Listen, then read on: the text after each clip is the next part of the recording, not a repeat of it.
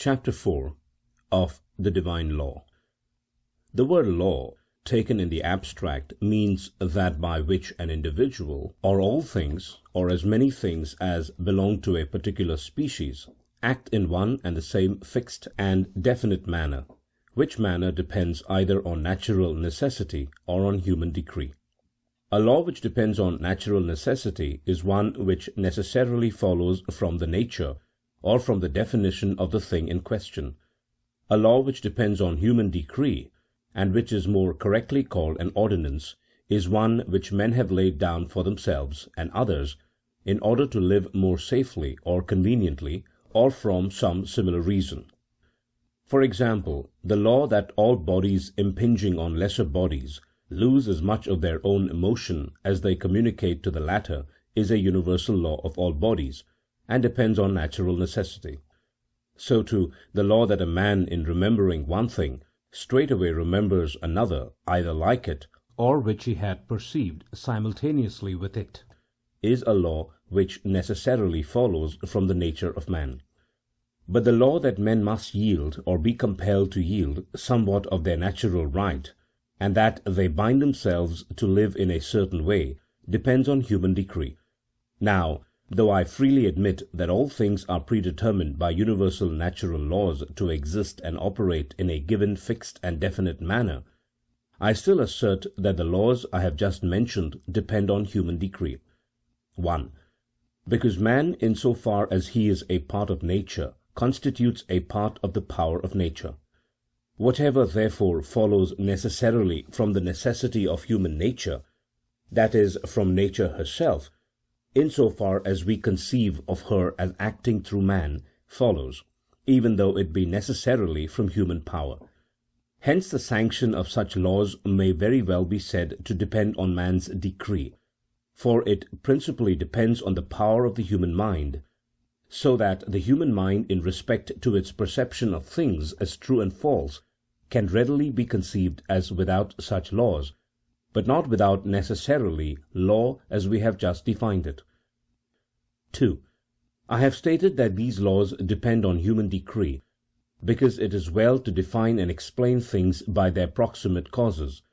The general consideration of fate and the concatenation of causes would aid us very little in forming and arranging our ideas concerning particular questions.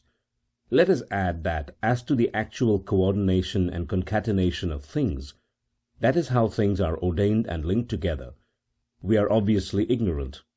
Therefore it is more profitable for right living, nay, it is necessary for us to consider things as contingent.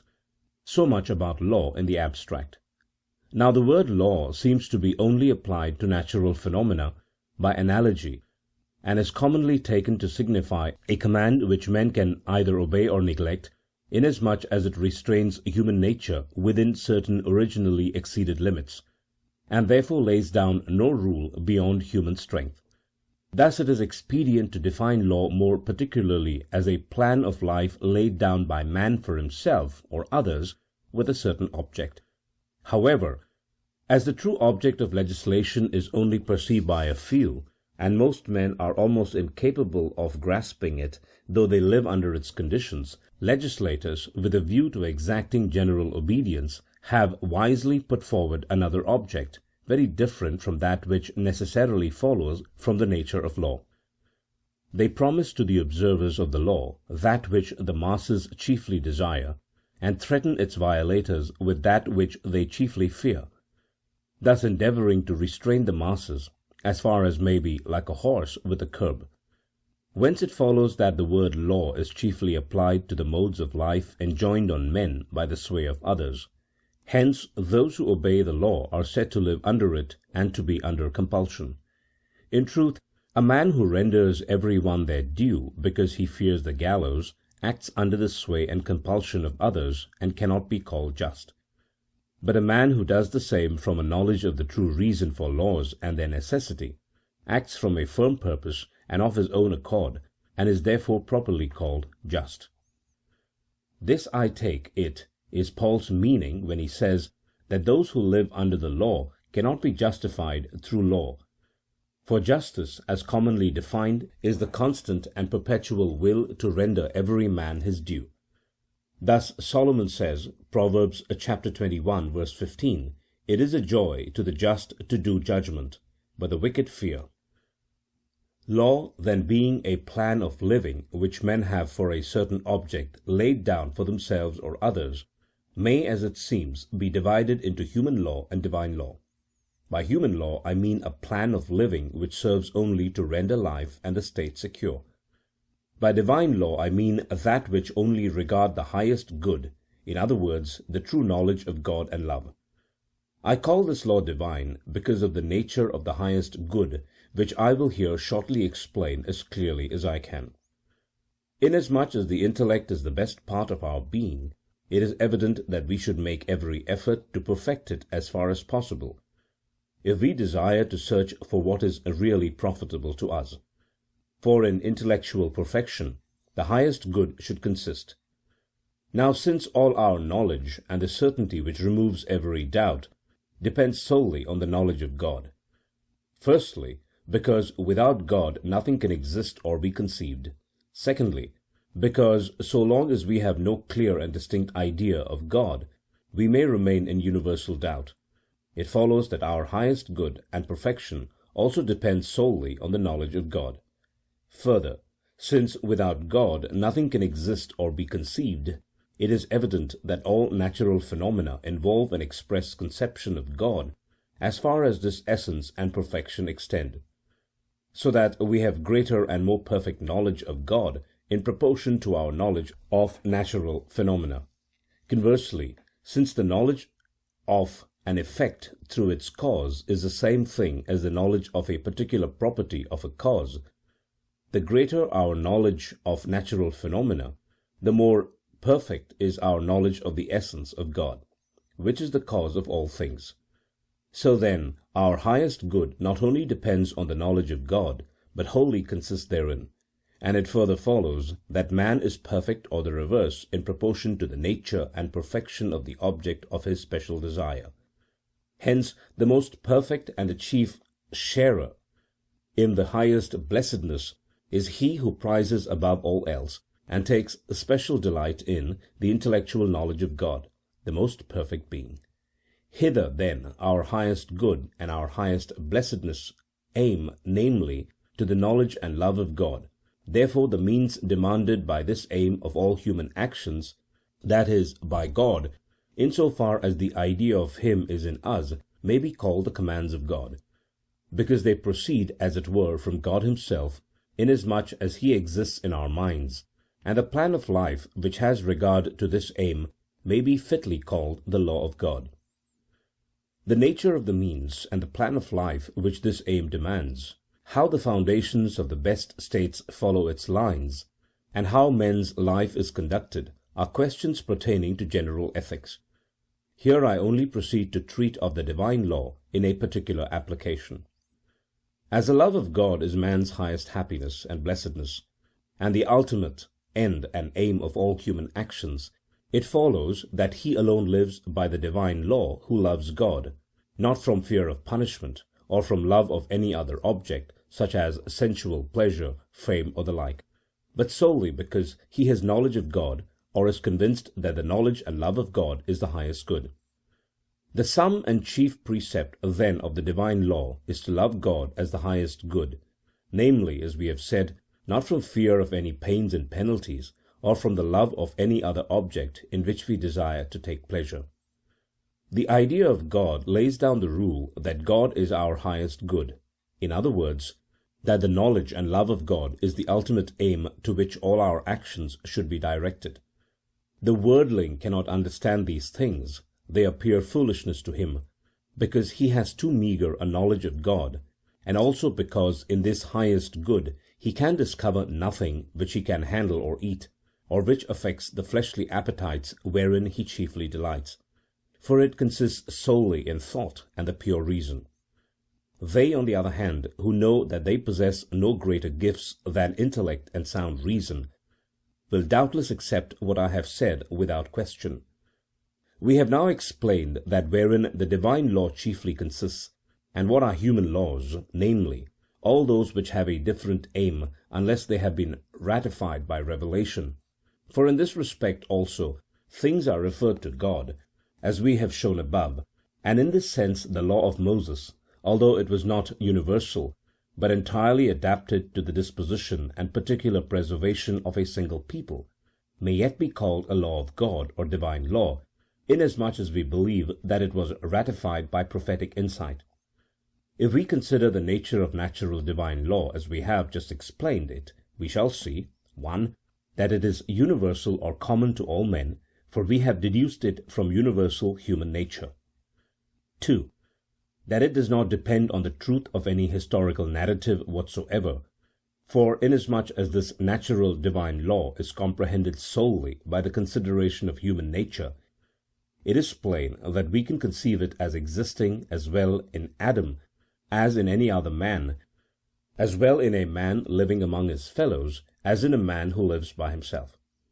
The truth of a historical narrative, however, cannot give us the knowledge nor consequently the love of God, for love of God springs from knowledge of Him, and knowledge of Him should be derived from general ideas, in themselves certain and known, so that the truth of a historical narrative is very far from being a necessary requisite for our attaining our highest good.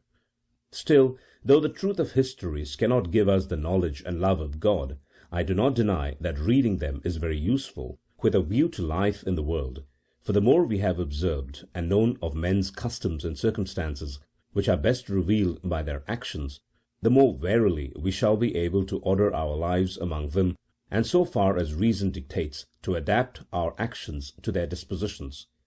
3.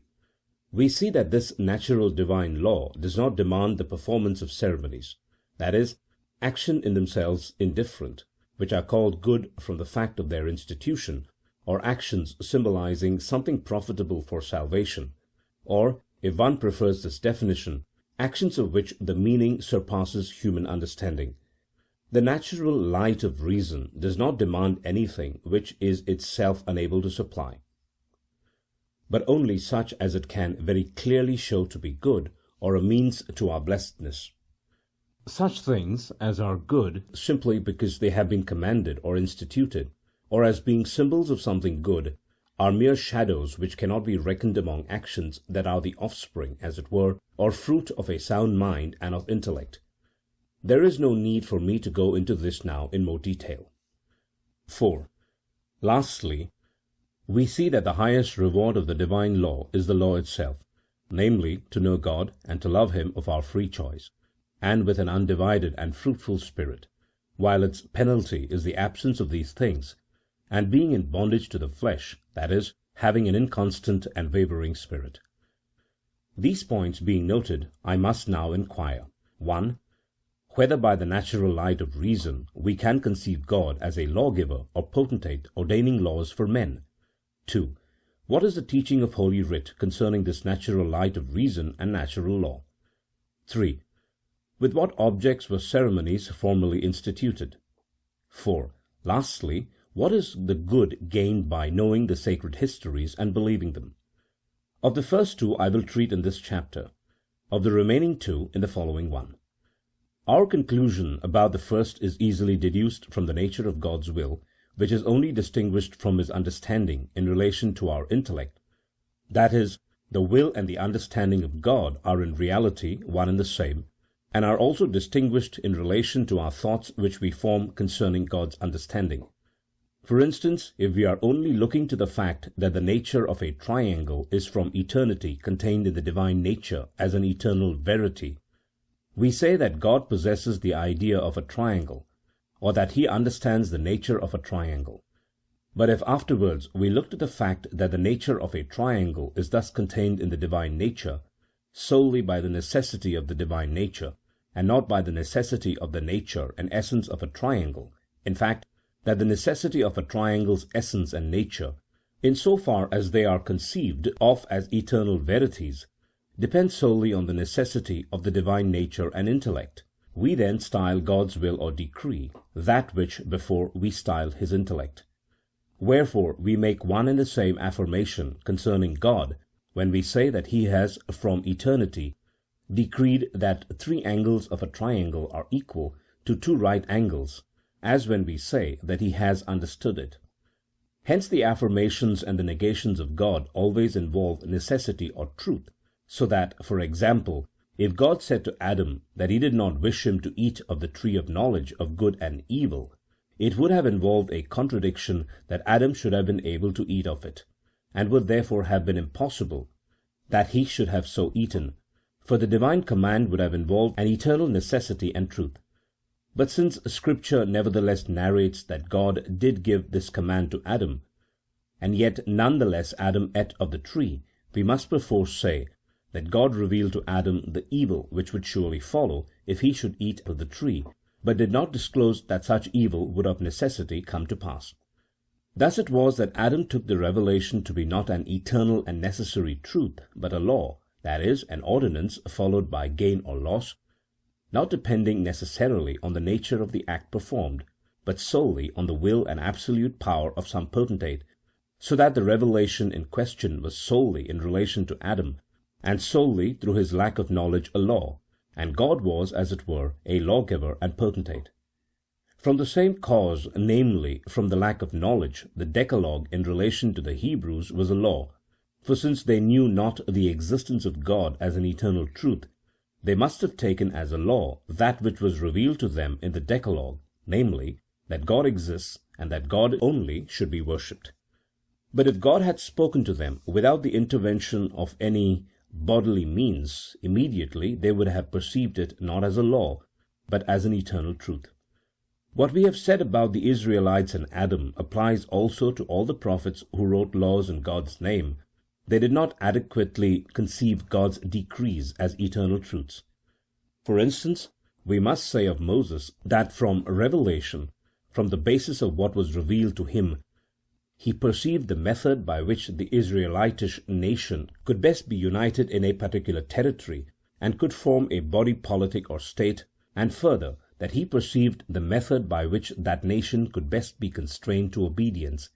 But he did not perceive, nor was it revealed to him that this method was absolutely the best, nor that the obedience of the people in a certain strip of territory would necessarily imply the end he had in view. Wherefore he perceived these things not as eternal truths, but as precepts and ordinances, and he ordained them as laws of God, and thus it came to be that he conceived God as a ruler, a legislator, a king, as merciful, just, etc., whereas such qualities are simply attributes of human nature, and utterly alien from the nature of the Deity. Thus much we may affirm of the prophets who wrote laws in the name of God, but we must not affirm it of Christ, for Christ, although he too seems to have written laws in the name of God, must be taken to have had a clear and adequate perception, for Christ was not so much a prophet as the mouthpiece of God. For God made revelations to mankind through Christ as he had before done through angels, that is, a created voice, visions, etc. It would be as unreasonable to say that God had accommodated his revelations to the opinions of Christ, and that he had before accommodated them to the opinions of angels, that is, of a created voice or visions, as matters to be revealed to the prophets, a wholly absurd hypothesis. Moreover, Christ was sent to teach not only the Jews, but the whole human race, and therefore it was not enough that his mind should be accommodated to the opinions of the Jews alone, but also to the opinion and fundamental teaching common to the whole human race, in other words, to ideas universal and true. Inasmuch as God revealed himself to Christ, or to Christ's mind immediately, and not as to the prophets through words and symbols, we must needs suppose that Christ perceived truly what was revealed. In other words, he understood it, for a matter is understood when it is perceived simply by the mind without words or symbols. Christ then perceived truly and adequately what was revealed, and, if he ever proclaimed such revelations as laws, he did so because of the ignorance and obstinacy of the people, acting in this respect the part of God. Inasmuch as he accommodated himself to the comprehension of the people, and though he spoke somewhat more clearly than the other prophets, yet he taught what was revealed obscurely and generally through parables, especially when he was speaking to those whom it was not yet given to understand the kingdom of heaven. See Matthew chapter 13, verses 10, etc. To those to whom it was given to understand the mysteries of heaven, he doubtless taught his doctrines as eternal truths, and did not lay them down as laws, thus freeing the minds of his hearers from the bondage of that law which he further confirmed and established. Paul apparently points to this more than once. For example, Romans chapter 7, verse 6, and chapter 3, verse 28. Though he never himself seems to wish to speak openly, but, to quote his own words, Romans chapter 3, verse 5, and chapter 6, verse 19, merely humanly. This he expressly states when he calls God just, and it was doubtless in concession to human weakness that he attributes mercy, grace, anger, and similar qualities to God, adapting his language to the popular mind, or, as he puts it, 1 Corinthians chapter 3, verses 1 and 2, to carnal men. In Romans chapter 9, verse 18, he teaches undisguisedly that God's anger and mercy depend not on the actions of men, but on God's own nature or will. Further, that no one is justified by the works of the law, but only by faith, which he seems to identify with the full assent of the soul. Lastly, that no one is blessed unless he have in him the mind of Christ, Romans chapter 8, verse 9, whereby he perceives the laws of God as eternal truths. We conclude, therefore, that God is described as a lawgiver or prince, and styled just, merciful, etc., merely in concession to popular understanding and the imperfection of popular knowledge. That in reality God acts and directs all things simply by the necessity of his nature and perfection, and that his decrees and volitions are eternal truths, and always involve necessity. So much for the first point which I wish to explain and demonstrate. Passing on to the second point, let us search the sacred pages for their teaching concerning the light of nature and this divine law. The first doctrine we find in the history of the first man, where it is narrated that God commanded Adam not to eat of the fruit of the tree of the knowledge of good and evil. This seems to me that God commanded Adam to do and to seek after righteousness because it was good, not because the contrary was evil, that is, to seek the good for its own sake, not from fear of evil. We have seen that he who acts rightly from the true knowledge and love of right acts with freedom and constancy, whereas he who acts from fear of evil is under the constraint of evil and acts in bondage under external control. So that this commandment of God to Adam comprehends the whole divine natural law and absolutely agrees with the dictates of the light of nature. Nay, it would be easy to explain on this basis the whole history or allegory of the first man. But I prefer to pass over the subject in silence, because, in the first place, I cannot be absolutely certain that my explanation would be in accordance with the intention of the sacred writer, and, secondly, because many do not admit that his history is an allegory, maintaining it to be a simple narrative of facts.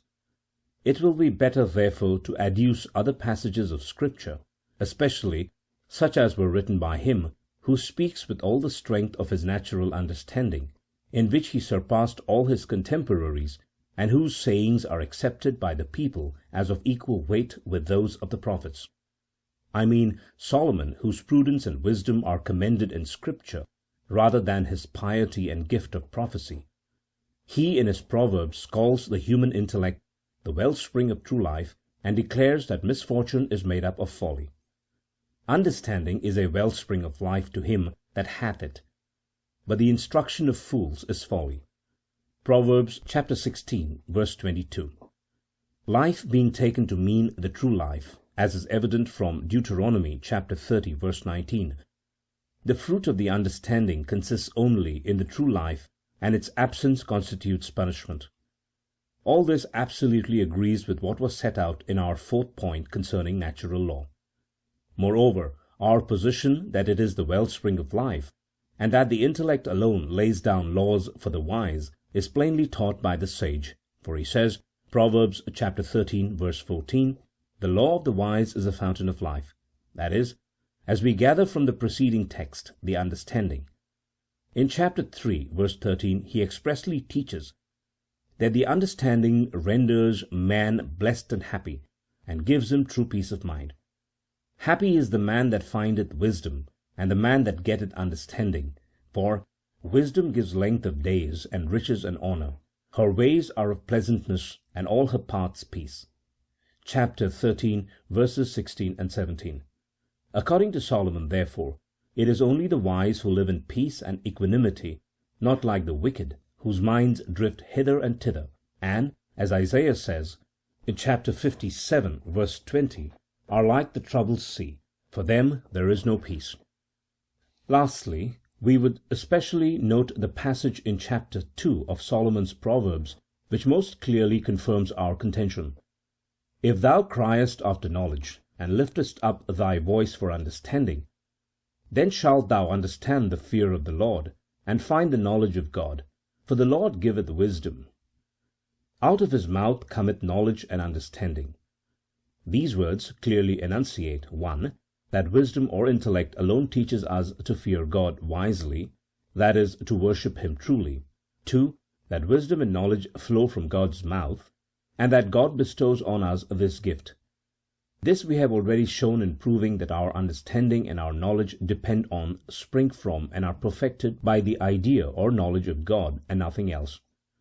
Solomon goes on to say in so many words that this knowledge contains and involves the true principles of ethics and politics. When wisdom entereth into thy heart, and knowledge is pleasant to thy soul, discretion shall preserve thee, understanding shall keep thee, then shalt thou understand righteousness, and judgment, and equity, yea, every good path. All of which is in obvious agreement with natural knowledge. For after we have come to the understanding of things, and have tasted the excellence of knowledge, she teaches us ethics and true virtue. Thus the happiness and the peace of him who cultivates his natural understanding lies, according to Solomon also, not so much under the dominion of fortune or God's external aid, as in inward personal virtue, or God's internal aid, for the latter can to a great extent be preserved by vigilance, right action, and thought. Lastly, we must by no means pass over the passage in Paul's epistle to the Romans, chapter 1, verse 20, in which he says: For the invisible things of God from the creation of the world are clearly seen, being understood by the things that are made, even his eternal power and Godhead, so that they are without excuse, because when they knew God, they glorified him not as God, neither were they thankful. These words clearly show that every one can by the light of nature clearly understand the goodness and the eternal divinity of God, and can thence know and deduce what they should seek for, and what avoid. Wherefore the Apostle says that they are without excuse and cannot plead ignorance, as they certainly might if it were a question of supernatural light and the incarnation, passion, and resurrection of Christ. Wherefore he goes on to say, Ib 24, God gave them up to uncleanness through the lust of their own hearts. And so on through the rest of the chapter he describes the vices of ignorance and sets them forth as the punishment of ignorance.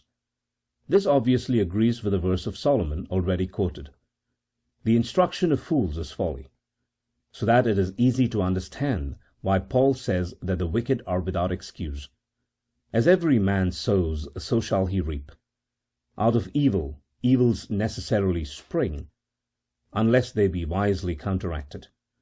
Thus we see that Scripture literally approves of the light of natural reason and the natural divine law, and I have fulfilled the promises made at the beginning of this chapter.